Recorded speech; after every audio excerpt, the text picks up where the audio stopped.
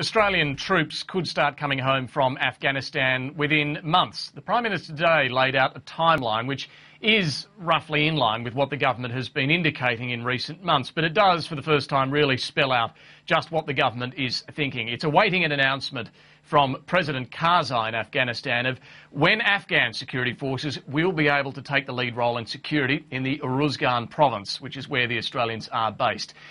Then, once that happens, Australians can start coming home. Julia Gillard today, as we've seen, has said that the process will be a long one. It will take 12 to 18 months. By the end of it, we won't be doing the mentoring role we're doing now, and importantly, we won't be out on patrol doing some of that frontline combat with insurgents that has seen so many Australian casualties in Afghanistan. But is this a realistic timetable, and what sort of support will Afghanistan still need beyond that withdrawal timeline? Well, I spoke earlier this afternoon to Afghanistan's ambassador here in Australia, Nasir Andisha.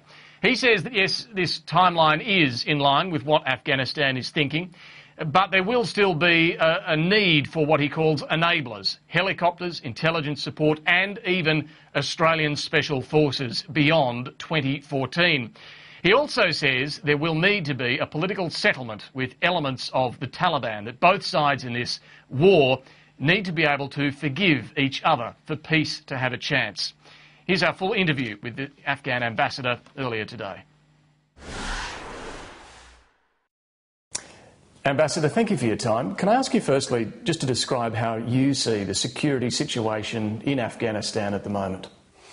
Thank you very much. The security situation in Afghanistan is improving. I mean, people might think that what happened yesterday, the day before yesterday in Kabul, might not be a good evidence of what I'm saying, but overall the security situation in Afghanistan is improving. The spring we have had the first month of spring officially in Afghanistan, but we haven't seen, a major spring offensive, save the one we had yesterday. And all the statistics shows that this year is going to be a better year than what we had previous. And what about in the Uruzgan province, particularly where the Australian forces are? Even the Uruzgan province, I think we see a lot of signs of improvement. First, in the training of the Afghan security forces, mainly on the police side, because the Afghan army is almost more or less ready to take over the lead operations, and that's what they are slowly going to do. And Uruzgan will be announced, and the next tranche of transition means that our forces will be conducting these day-to-day routine operations. When is that due to be announced? I think I don't have an exact date, but it will be in the month of May. And Uruzgan will be part of that announcement? Uruzgan will be part of the third tranche. This is what the information we have. It might not be the whole province, but Uruzgan is definitely part of this. And that's again an evidence of the situation is improving in Uruzgan, because if that was not the case, Uruzgan would not be part of the third tranche. We should have left it for the next tranche. Because as the Prime Minister has said today, she's waiting for that announcement to then begin the drawdown of Australian troops, so that you expect will happen very soon? I think the announcement will happen very soon, but the drawdown is a process. As Prime Minister mentioned, it will take another 12 to 18 months for these forces to finish up their job first, meaning that the training should be finished altogether. And at the same time, we should make sure that we have enough enablers for our security forces who will be taken over from the Australians. What really concerns us in Afghanistan is that when the forces are leaving, we would not have enough enablers for our security forces, being police or army, to respond to some sort of emergency situation, like emergency medical evacuation in a far valley where on the road going, it will take many hours and you will lose your soldiers. I think these are kind of... You'll still need that aerial support. We need aerial support, we need communication, we need intelligence and surveillance. And I think that will be probably the nature of the Australian presence in Uruzgan beyond 2000. Because even in the attack this week in Kabul, for which the Afghan security forces have won a lot of praise in the way they responded, there was the need for coalition aerial support, attack helicopters and embedded troops as well. So there is still a need there, isn't there? Exactly. Yes, we take a lot of pride in what our national security forces, particularly the police, did in the operation in Kabul, taking out 36 insurgents in 17 hours, which is a record. But of course, they have been enabled. And they have been assured that if situations are going to be prolonged, we have NATO forces close by, we have American forces over there and ISAF, and they will be there to help us. So that's a kind of assurance that we want to see for some time to come, and that assurance should not suddenly be withdrawn in 2014. And would that include Australian Special Forces as well in that sort of capacity for some period to come? Exactly, Australian Special Forces, but also Australian to be presented professionals in terms of logistic communication, surveillance, intelligence, and probably helicopter units to help there. Medical evacuation is an important element. And that's going to be some years? Yes, I think that's how the nature of engagement in post-2014 will be. But I don't contemplate that will be again another 20 or 10 years. That will probably slowly, gradually withdraw those elements too.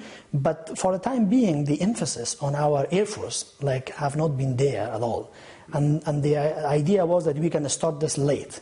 So it means that even if we have an enabled Air Force capable of doing this kind of support operations, that will be 2016. I mean, that might be that year.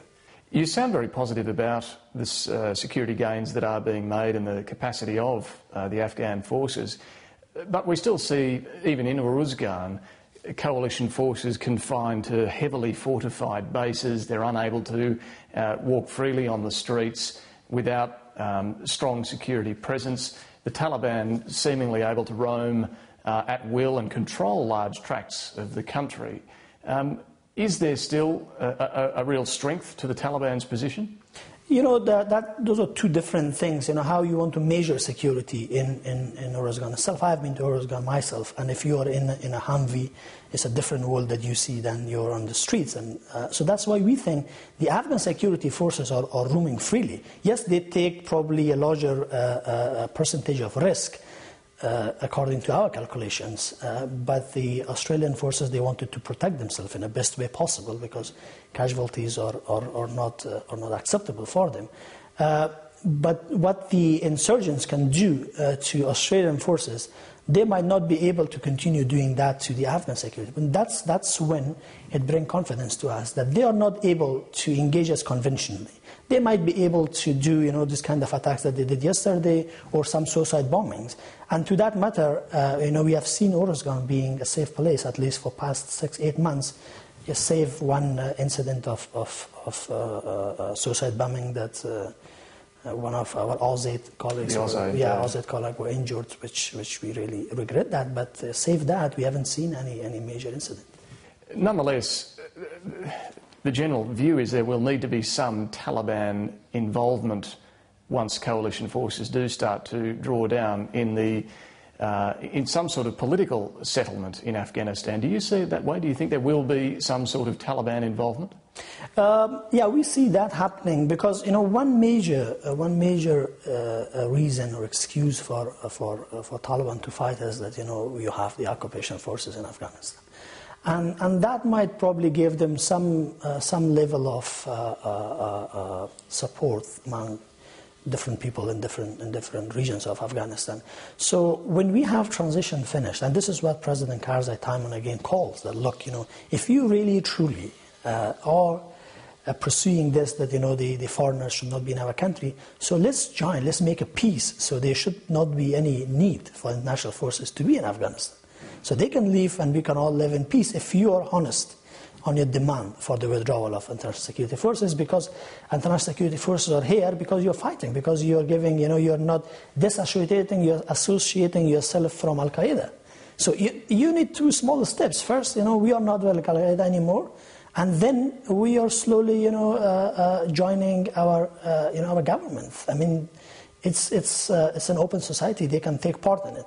So we believe that probably we'll get, hopefully, a big chunk of reconcilable Taliban the way we are moving toward 2014. And those talks are underway? Those talks are underway. Those are very serious. Yes, we have the Qatar process going on. We are working with Saudi Arabia, with Turkey, to make sure that these reconcilable elements, the one who are going to renounce violence. But when it comes to groups like Afghan network, the one who are affiliated to the intelligence agencies of neighboring countries, and they actually tag groups that their survival and their existence is to be a criminal group, basically. I think with those people, we have to eliminate them, and there's no way out. You referred there to the Haqqani network being linked to the intelligence agency of a neighbouring country, Pakistan. What role is there for Pakistan in reining in the Haqqani network to eventually secure peace in Afghanistan? There are elements within the neighbouring countries that they think that this kind of group are strategic assets for them, not vis-à-vis Afghanistan, but vis-à-vis countries in the region, that they might be used as a bargain for different settlements in the region. So that's probably that thinking of keeping the terrorism or the terrorist as part of your asset, unfortunately, has not been completely washed away from the minds of some strategists in the region. But it may take some time, it will take some resolve on the Afghan and international community side, and it will take some more time for our security forces to be able to respond with these people, and for us to think that we might live in a region that will be marked by existence of this kind of criminal groups for some time to come. So we think basically at this time, instead of we really shouting and crying that what Haqqani network is doing in Afghanistan, which will not work because we did it in different occasions, I think we have to make ourselves strong to be ready to face them. As I understand it, you had your own childhood experience with the Taliban when they were coming to power. Perhaps you could tell us a bit about that, and then whether you would be comfortable being part of a government that would involve, or a country that would involve some role for those reconcilable parts of the Taliban. Yes, not only me, I might be an example of what the Afghan youth in 1990s went through, my generation. As I mentioned in different interviews, that I lost my classmates when I was studying in Mazar Sharif. I was doing medicine there. They were literally killed by the Taliban group there just because they were there. I don't know, because they were in that university in the wrong time, in the wrong place. And they opened fire on the yeah, they were just fired in a hostel room at the university in Mazar Sharif. But then there is a reality that yes, we went through a lot of fighting. If fighting could have saved Afghanistan, the kind of brutal campaign, scorched earth campaign that the Taliban had, that might have been saved this country, which was not possible. I mean, the Afghan people, throughout these 30 years of the war, they find out, be it in the Taliban side, be it in the other side, that war is not an answer. And the more we continue, the more generation we are losing in this war. So ultimately, we have to forgive. Both sides have to go through some campaign of forgiveness, but the forgiveness might not be mistaken by surrender. I mean, the Afghan people, who have went through these dark years of the Taliban time, will never ever surrender. But we might be able to forgive the people who did those brutalities. That's also for the sake of a sustained peace, because Afghanistan is the home of all Afghans, be it the Taliban or be it Afghan soldiers. There might be families that they have one soldier and one Taliban, but for that family is called themselves an Afghan family, and for us to get together, probably we need a reconciliation among ourselves. Ambassador, thank you. You're welcome.